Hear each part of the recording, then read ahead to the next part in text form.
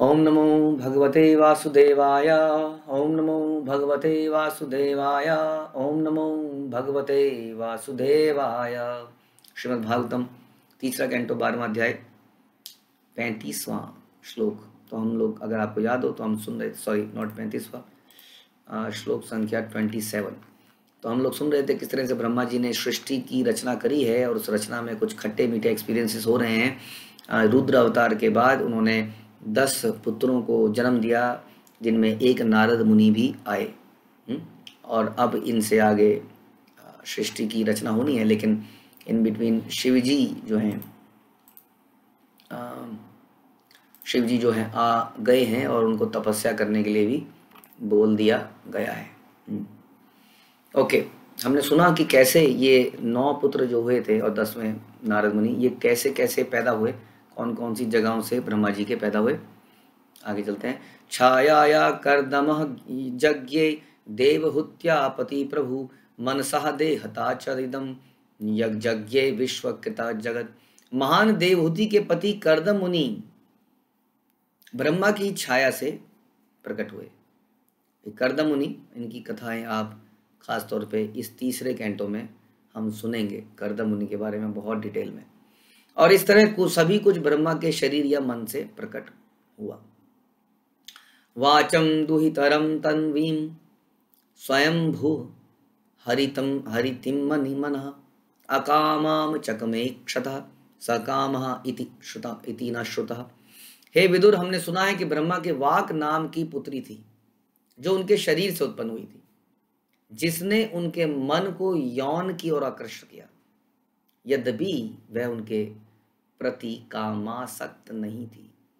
तो ये बड़ी महत्वपूर्ण घटना है श्रीमद् भागवतम की, और हमें श्रील प्रभुपाद समझाएंगे कि इस घटना को कैसे देखना है, ब्रह्मा जी के बारे में क्या सोचना है, ब्रह्मा जी के पुत्र उनको टोकते हैं, उनके बारे में क्या सोचना है। इस टोटल एपिसोड से हमें क्या सीखने को मिलता है। नहीं तो हम क्या करेंगे, हमें कुछ ना कुछ वहम हो जाएंगे, कुछ गलत फहमी हो जाएंगे वैष्णव के बारे में। तो अब यहाँ बता रहे कि ब्रह्मा जी ने एक पुत्री पैदा करी, वाक, लेकिन वो अपनी पुत्री से ही कामासक्त हो गए, लेकिन पुत्री नहीं थी। हाँ, तो उनके मन में ऐसे विचार आ गए। भगवद गीता में प्रभुपाद बताते हैं कि ऐसा बताया गया है कि इंद्रियाणि प्रमाथि हरंती प्रसभम मना। ये इंद्रियां इतनी शक्तिशाली हैं कि जो व्यक्ति उनको कंट्रोल करने का प्रयास करता है उसको भी हर के ले जाती है। तो कहा गया है कि इंद्रियां इतनी प्रमत्त हैं, प्रबल हैं, इसलिए सलाह दी जाती है कि कोई व्यक्ति अपनी माता, बहन या पुत्री के साथ में भी अकेले में ना रहे। It's a warning to understand that it's a very serious matter, क्योंकि यहाँ पर इट्स अ लाइव एग्जाम्पल। कोई कहा नहीं, ये थोड़ा ज़्यादा ही बोल रहे हैं आप, क्योंकि ब्रह्मा जी का आसक्ति अपनी पुत्री से यहाँ पर हो गई। तो इसलिए विद्वांस मपी कर्षति का अर्थ है कि बड़े से बड़ा विद्वान भी काम वासना का शिकार बन जाता है जब ब्रह्मा जी बन गए। हाँ, शिव जी के बारे में भी हम सुनते हैं मोहिनी रूप से कैसे वो अपनी सुध बुध खो बैठे थे। ब्रह्मा अपनी ही पुत्री के प्रति कामासक्त थे, अतः उनके इस अनियमितता को बतलाने में मैत्रेय हिचक रहे थे, फिर भी उन्होंने इसका उल्लेख कर दिया, क्योंकि इससे बहुत कुछ सीखना था। यदि ब्रह्मा जी काम वासना के शिकार हो सकते हैं तो बाकियों के विषय में क्या कहा जाए, जो कि बहुत दुर्बल है। ब्रह्मा की असाधारण अनैतिकता किसी विशेष कल्प में घटित हुई सुनी गई थी। एक किसी कल्प में हुई, बहुत सारे कल्प हैं ब्रह्मा जी के, आप जानते ही हैं, किंतु यह उस कल्प में नहीं हो सकती। बता रहे हैं जब ब्रह्मा जी ने साक्षात भागवतम के 4 श्लोक सुने थे। हाँ, क्योंकि भागवत का उपदेश सुनने के बाद ब्रह्मा जी को यह वर मिला था कि वो मोहित नहीं होंगे, लेकिन कभी किसी समय पर ऐसा हुआ, ऐसी घटना भी हुई। यहाँ बताने पर बाद फिर भी मनुष्य को इस घटना की और गंभीरता से ध्यान देना चाहिए, लेकिन भगवान के मुख से श्रीमद् भागवत सुनने के बाद ऐसा नहीं होना की कोई संभावना नहीं है। लेकिन कभी ये घटना घटित हुई, इसका मतलब भगवान कुछ हमें स्पेशल इंस्ट्रक्शन इस घटना से देना चाह रहे थे। एक मानव एक सामाजिक पशु है और स्त्रियों के साथ अनियंत्रित मेल जोल से उसका पतन हो जाता है। अनियंत्रित मेल जोल से पुरुष तथा स्त्री की ऐसी सामाजिक स्वतंत्रता विशेष रूप से युवा वर्ग में निश्चय ही आध्यात्मिक उन्नति के मार्ग में महान अवरोध है। यस, बहुत बड़ा अवरोध है। आदमी की सुध बुद्ध खत्म हो जाती है, सोचने की क्षमता खत्म हो जाती है, उसके बाद वो कुछ सोच नहीं पाता है। हम लोग पिक्चरें बहुत देखी है हम लोगों ने, लेकिन पिक्चरों से ये तो कॉमन फैक्टर समझ में आएगा कि ये होने के बाद आदमी पागल हो जाता है। पागल व्यक्ति जो अपनी इंद्रियों पे कंट्रोल नहीं कर पाए, वो भगवान आध्यात्मिक विषयों पे चिंतन कभी नहीं कर पाएगा। उसको इस बात से कभी वो ऊपर नहीं उठ पाएगा कि वो एक आत्मा है, शरीर नहीं है, ऐसा वो सोच ही नहीं पाएगा, क्योंकि अभी उसको एक शरीर की आवश्यकता है जिससे उसको आसक्ति हो गई है। अजामिल कथा में भी हमने ऐसे देखा, केवल एक घटना देखने के कारण उसने अपनी पत्नी को घर से निकाल दिया, माता पिता को निकाल दिया, एक वैश्या को घर में लेके आ गया। ये घटना भी हमें यही सिखाती है। तो ऐसी बहुत सारी घटनाएं हैं, लेकिन अब क्या करें जब टेलीविजन्स में और मोबाइल्स में अनलिमिटेड चीज़ें अवेलेबल हैं। हाँ, लेकिन माता पिता कहते हैं नॉलेज भी तो एक चीज़ है ना, नॉलेज मिल रही है, they are expanding, they are exploring, it's a globalised economy. तब क्या कहा जाए, उस ग्लोबलाइज्ड इकोनॉमी में आदमी का बंटाधार होता जा रहा है। तो यहाँ पर एक शिक्षा दे रहे हैं कि अनियंत्रित मेलजोल से उसका पतन हो जाता है। अनियंत्रित मेलजोल पहले ज़माने में तो साक्षात मिल के होता था, अभी अनियंत्रित मेलजोल टीवी और मोबाइल्स के थ्रू होने लगा है। एक तरह का अनियंत्रित मेलजोल ही है, क्योंकि वो ऐसी चीज़ों को, घटनाओं को देख रहा है, तो मेलजोल ही तो बढ़ा रहा है, जिससे उसकी चेतना नीचे गिरती जा रही है। यहाँ बता रहे हैं कि पुरुष तथा स्त्री की ऐसी सामाजिक स्वतंत्रता विशेष रूप से युवा वर्ग में भक्ति में महान अवरोध है। भव बंधन एकमात्र यौन बंधन के कारण है, सबसे बड़ा कारण बताते हैं, शैकल्स ऑफ सेक्स लाइफ। ये बेड़ियां हैं, अदृश्य बेड़ियां जो हमें बांधती हैं संसार में। फलता पुरुष तथा स्त्री की अनियमित संगति अवश्य ही आध्यात्मिक प्रगति के मार्ग में महान अवरोध है। मैत्री ने ब्रह्मा का यह उदाहरण इस भीषण खतरे के प्रति हमारा ध्यान आकर्षित करने के लिए प्रस्तुत किया। इसलिए चाहे कोई भक्ति योग करे, चाहे कोई हठ योग करे, किसी भी योग में इस चीज़ के लिए इंद्रियों को संयम में लाने को बोला जाता है। तो ये घटना यहाँ पर हो गई है। तम धर्मे कृतमतिम विलोक्य पितरम सुता मरीचि मुख्या मुनयो विश्रम्भात प्रत्यबोधयन। अपने पिता को अनैतिकता के कार्य में इस प्रकार मुग्ध पाकर मरीचि इत्यादि ब्रह्मा के सारे पुत्रों ने अतीव आदर पूर्वक यह कहा। तो पिता की अनैतिकता को किसने देखा? इन बालकों ने देखा, क्योंकि ये आध्यात्मिक रूप से उन्नत थे। तो दिस इज़ वेरी गुड कि हम भक्तों के बीच में कभी रहते हैं तो भक्त हमें टोकते हैं कुछ अगर हम ऐसा गलत करें तो, इसलिए भक्तों के बीच में जरूर आवश्यकता है। इट इज़ नॉट कि भक्तों के बीच में मुझे पूछा जाएगा, मुझे पुचकारा जाएगा तो मैं रहूँगा। भी हम भक्तों के बीच में अपनी सेफ्टी के लिए रहते हैं, क्योंकि हमें अपने पर भी भरोसा नहीं होना चाहिए। जब तक हम भक्तों के बीच में रहेंगे तभी तक हम इंसान बने रहेंगे, नहीं तो हम जानवर बन जाते हैं।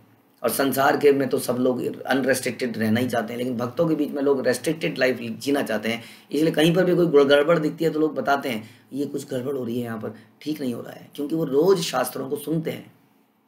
इसलिए मरीचि इत्यादि ने जब ये अपने पिता को के अंदर अभी कुछ करा नहीं है, पिताजी ने मन में भावनाएं आई, इनको मालूम चल गया है उनसे कि ये गलत है, तो इन्होंने उनको टोकना चाहा। लेकिन अपने से बड़े व्यक्ति को कोई कैसे टोके? तो लेकिन ऐसा उन्होंने फिर बड़े आदर पूर्वक किया। ये बड़ा इंपॉर्टेंट है, क्योंकि इंसान से गलतियां हो सकती हैं।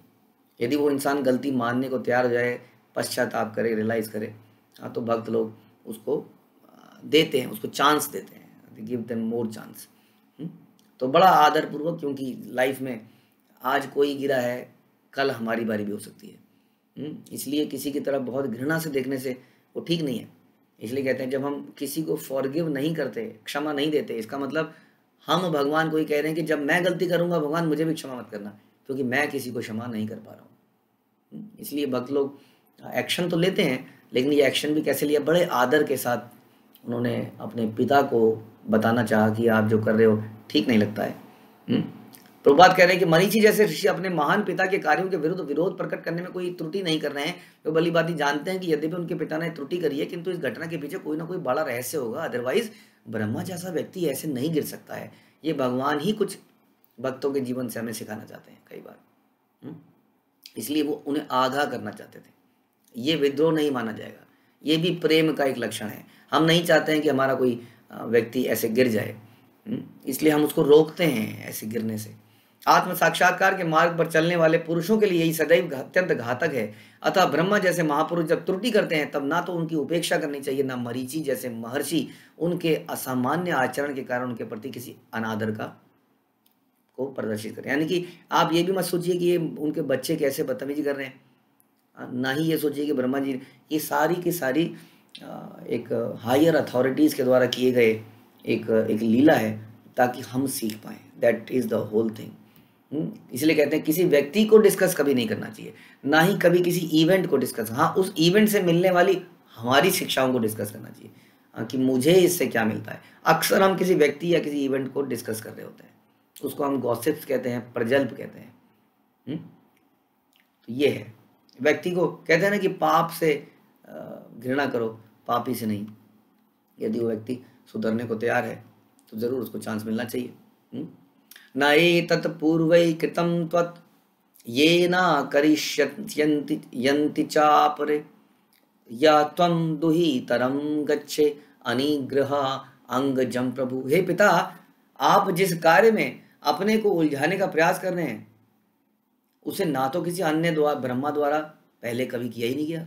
इतने सारे ब्रह्मा, इस श्लोक से पता चलता है कि बहुत सारे ब्रह्मा हैं।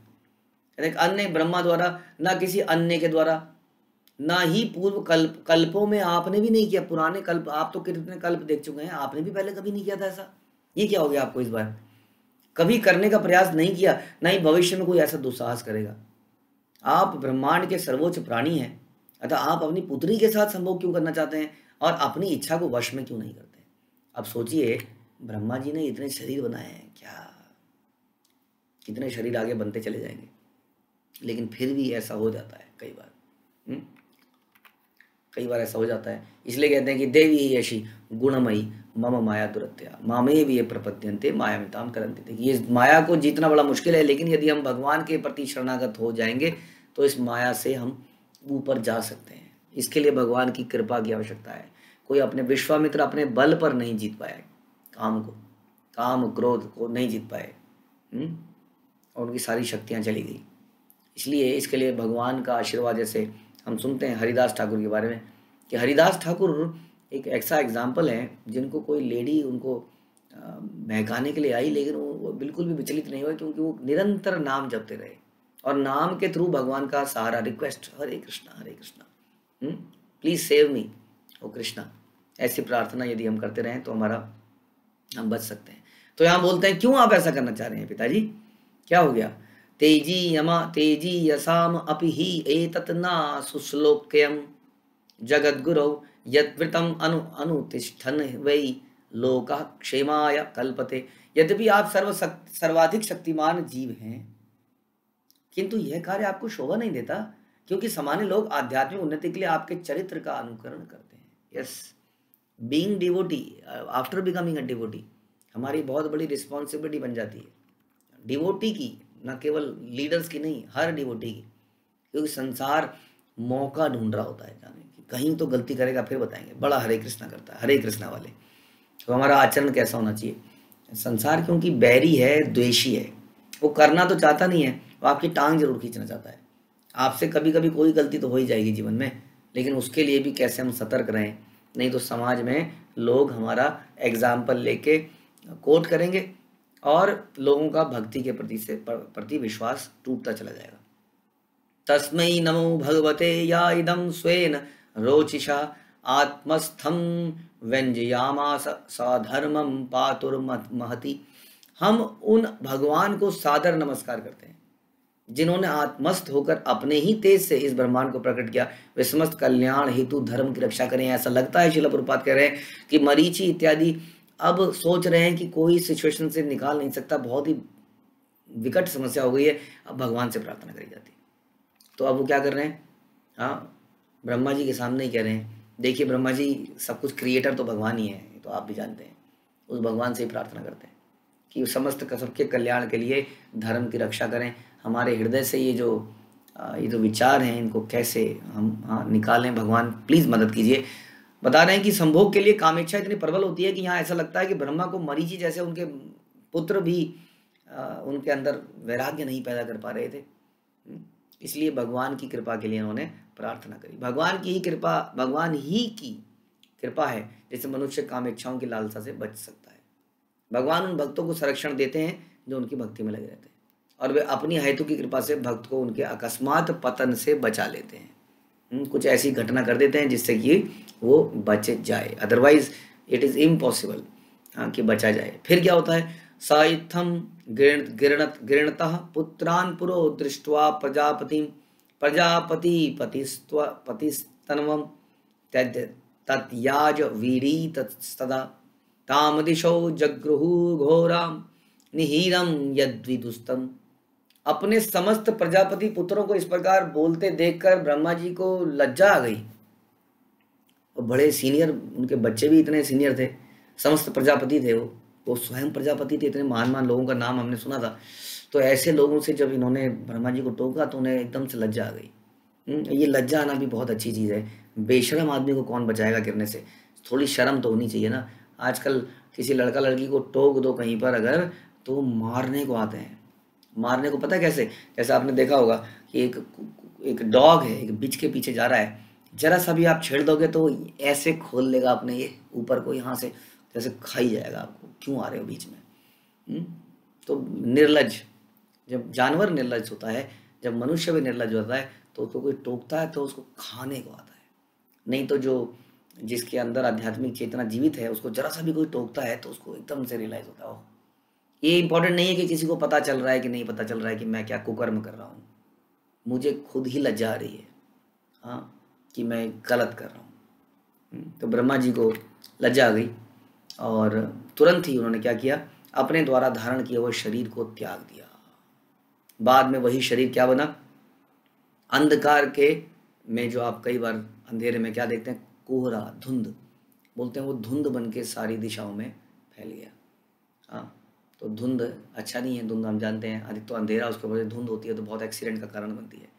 हाँ, तो वो जो शरीर उन्होंने त्यागा वो धुंध बन के आया। बाद में ब्रह्मा जी फिर से आए नई इनिंग्स के लिए, क्योंकि वो शरीर उनका कारण उन्होंने अपवित्र हो गया था।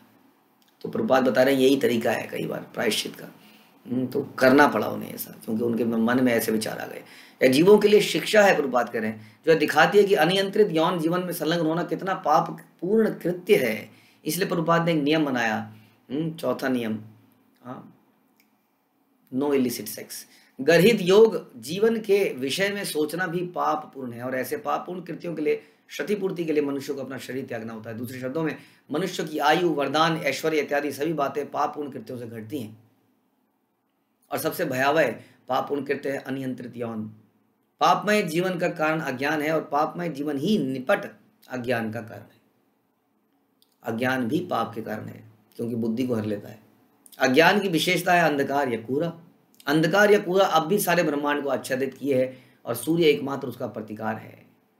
जो व्यक्ति नित्य प्रकाश रूप भगवान की शरण ग्रहण करता है, वह उस कोहरे या ज्ञान से बच सकता है। तो ये इस प्रकार से एक इम्पॉर्टेंट एपिसोड हुआ। अब ब्रह्मा जी आगे फिर से आएंगे क्रिएशन करने के लिए, शुद्ध होके, पवित्र होके, और आगे की क्रिएशन की जाएगी। It is very important before we indulge into creative activities we purify ourselves, क्योंकि बड़ा ज़रूरत है। क्योंकि हम समाज में जैसे जैसे बड़े होते हैं, ख़ास तौर पे हम जब विवाह की तरफ जाने लगते हैं, तो बड़ा ज़रूरी है कि विवाह की तरफ आते आते हम अपने आप को प्योरीफाई कर लें। लेकिन ऐसा देखा गया है कि विवाह के आते आते लोग अपनी इच्छाओं को और उड़ाने लगते हैं और गंदी चीज़ें देखते हैं, ताकि वो विवाह करके खूब एंजॉय कर पाएँ। तो उससे अपवित्रता फैलती है, संतानें भी अपवित्र पैदा होती हैं। ब्रह्मा जी ने बहुत ही बोल्ड स्टेप लिया प्रायश्चित का। हम कुछ स्टेप तो ले सकते हैं, हाँ, संकल्प कर सकते हैं। जैसे हमने सुना, भक्तों के बीच में रहेंगे तो टोका टाकी ज़्यादा होगी, तो हम बचे रहेंगे, ये भी इसका एक इलाज है। अदरवाइज इस संसार के माहौल में बचना इम्पॉसिबल है। यहीं समाप्त करते हैं। हरे कृष्णा। श्रील प्रभुपाद की जय। ग्रंथराज श्रीमद् भागवतम की जय।